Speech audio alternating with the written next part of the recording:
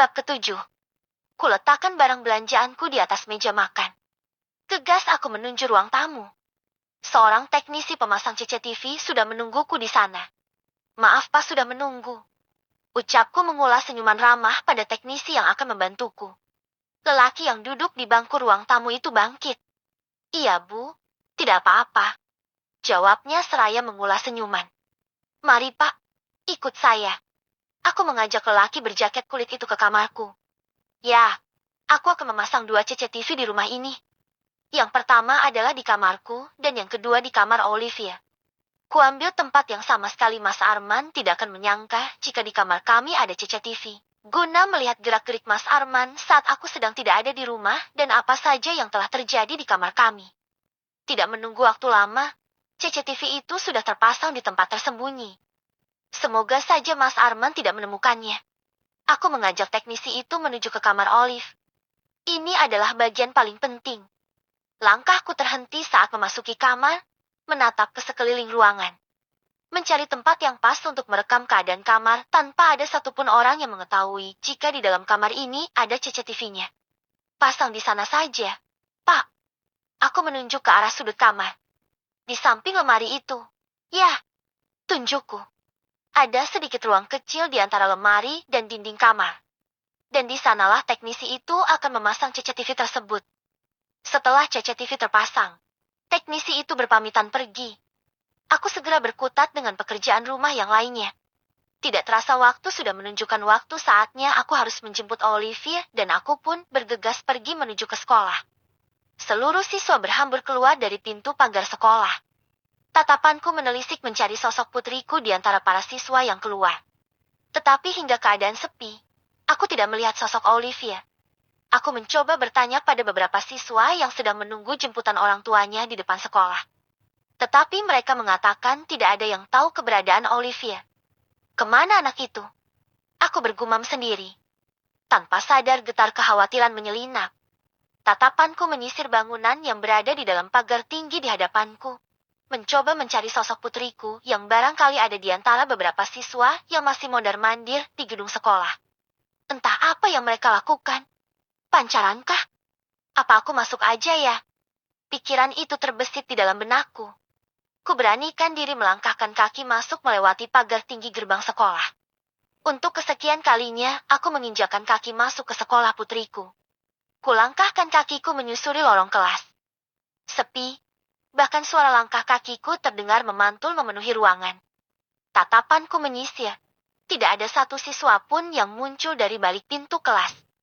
Sepertinya mereka sudah pulang semua. Ayo cepat. Seruan suara laki-laki mengalihkan tatapanku ke belakang punggung. Di sudut lorong menuju toilet.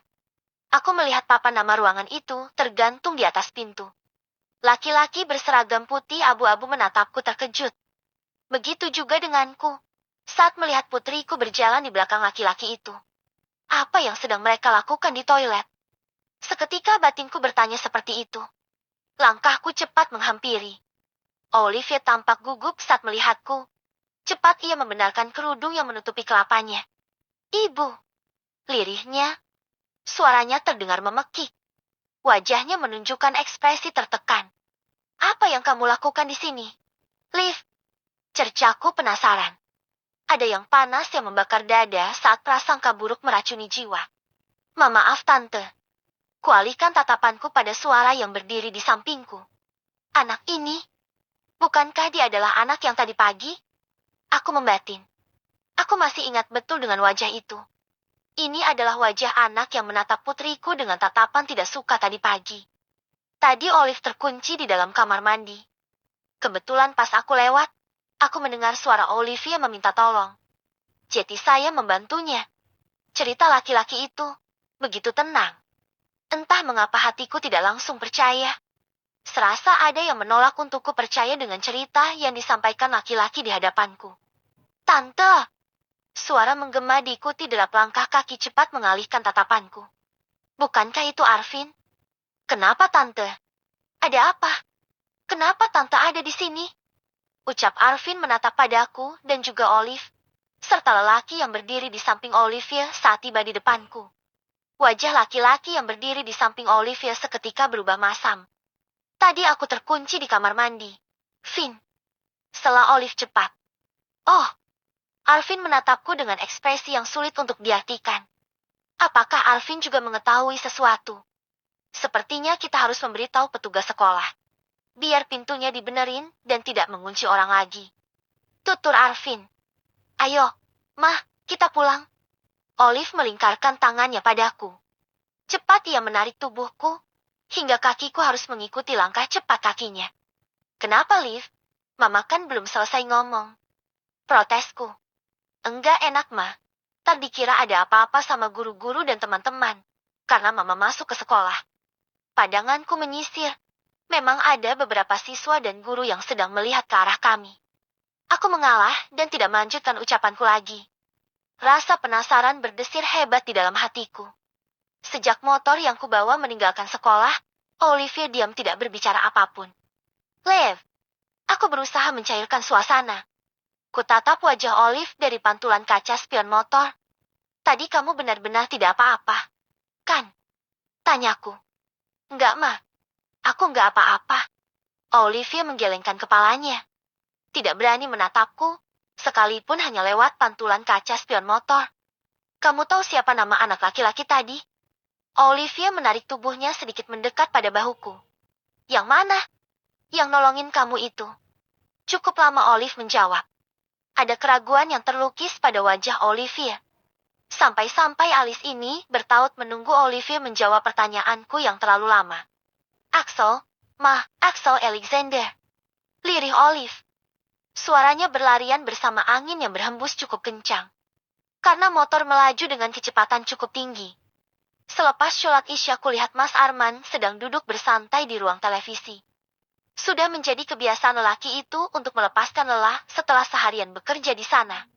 Sarah, panggil Mas Arman saat aku melewati ruangan itu. Kebetulan aku ingin pergi ke dapur.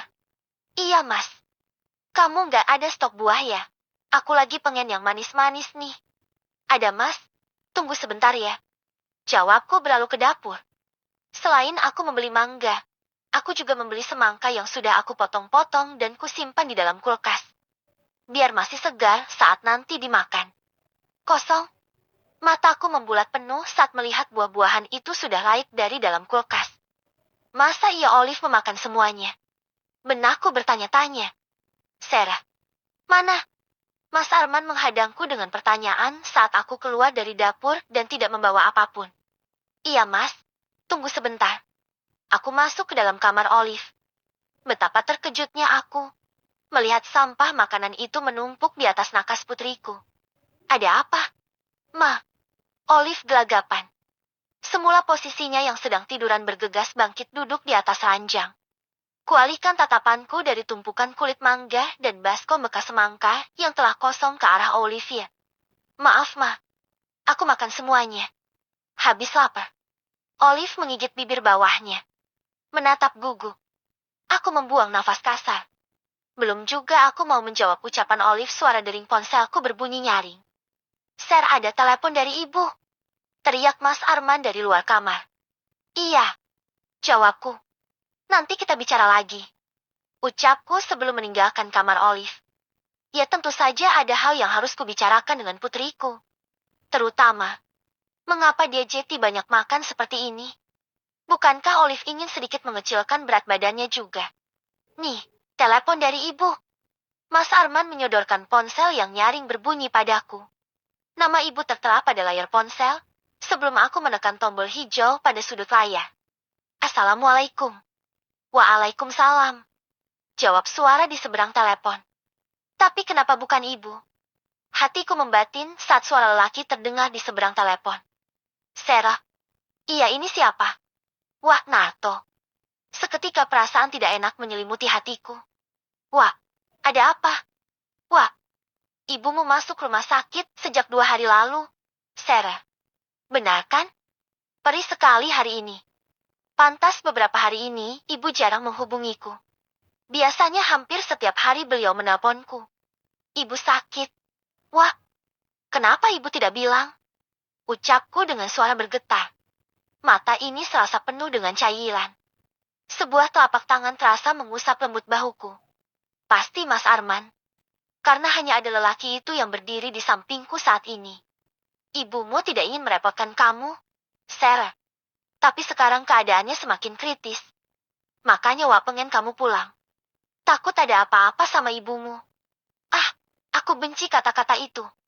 Seperti sebuah mantra yang melelehkan genangan yang sejak tadi aku tahan. Menyesakkan dada yang sudah terasa berat sekali, walaupun hanya sekedar untuk bernafas. Iya, Wak. Sarah akan segera pulang. Ucapku seraya mengakhiri panggilan. Mas Arman merengkuhku dalam pelukannya. Tentunya karena aku menangis. Tangannya mengusap lembut. Bahuku yang bergetar. Kenapa? Ibu sakit. Ucap Mas Arman lembut. Aku melerai pelukan. Menatap lekat wajah lelaki itu. Iya, Mas. Ibu sakit dan aku harus pulang ke Banjarnegara. Ya, Banjarnegara adakah kampung halamanku? Aku berada di Jakarta karena tuntutan ekonomi yang akhirnya membawaku menatap di kota kelahiran suamiku. Ayah dari Olivia. Pulanglah, Sarah. Ibumu jauh lebih penting. Tutur Mas Arman. Hatiku dilanda dilema. Bagaimana dengan Olivia? Tidak mungkin aku meninggalkannya di sini bersama Mas Arman. Ya, Mas. Aku akan membawa Olivia juga. Ucapku hendak masuk ke kamar Olivia yang ada di belakang Mas Arman. Mas Arman menahan tanganku. Jangan, Olivia biar di sini saja sama aku. Dia akan lagi ujian, Sarah. Astaga, iya Olive lagi ujian. Terus bagaimana ini? Bersambung.